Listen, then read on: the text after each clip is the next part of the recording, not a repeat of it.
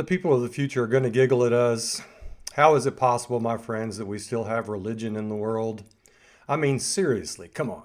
This stuff is so absolutely nuts and obviously made up, and you look around and billions of people are sniffing the crazy glue, downing the Kool-Aid, taking the magic carpet ride. It's downright unnerving. Hell, even the king of contemplation himself, Jordan Peterson, has started snorting. When I first heard that, I'm like, what? No, come on, JoJo. You're supposed to be the rational guy in the room while the lefties scratch their hurt heinies.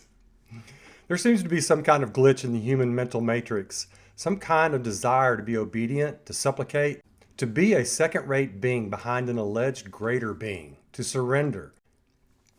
Some kind of search for outside meaning and guidance. It's all completely deranged and bogus, of course. Frankly, it's embarrassing. You want some meaning? Do something you love every day. Have a glass of wine. Hang out with those you love. Ponder the lucky natural events that gave rise to conscious beings. Thank you, Mr. Asteroid, who killed off all the big lizards so us mammals could frolic and fornicate. You want guidance? Use your rational faculties to figure shit out. Easy peasy, nice and easy. You can't figure out something?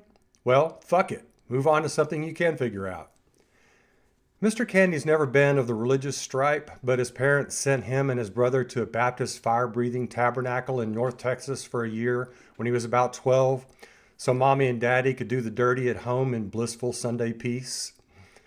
Mr. Candy didn't learn of these parental machinations until he was in his mid-20s when his grinning daddy told him. So Mr. Candy felt obliged to inform Daddy that Mr. Candy and his brother used the tithe money each Sunday to go across the street and play pinball at the bowling alley instead of having our brains washed. That got Daddy laughing really hard. Nobody knows when humans are going to finally suck it up and realize that their own brains can figure everything out and that they don't need old, dusty, primitive, fictional concoctions to give meaning and understanding to their lives. Might be another 1,000 years, 2,000 years, hell, 5,000 years. But whenever that happens, those folks are going to giggle at us poor, pathetic humans of the 21st century.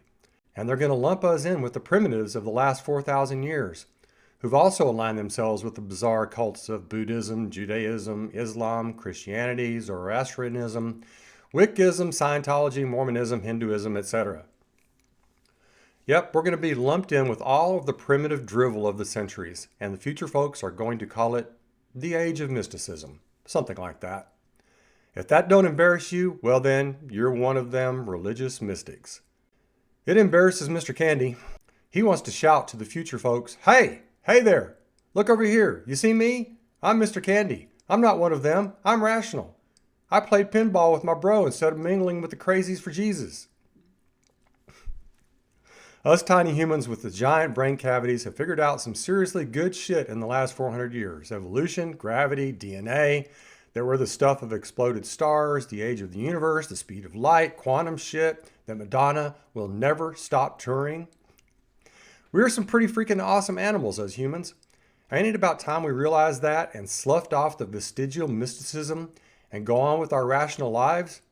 Hell, I don't know. You tell me. Ahura Mazda, Ahura Mazda, Ahura Mazda.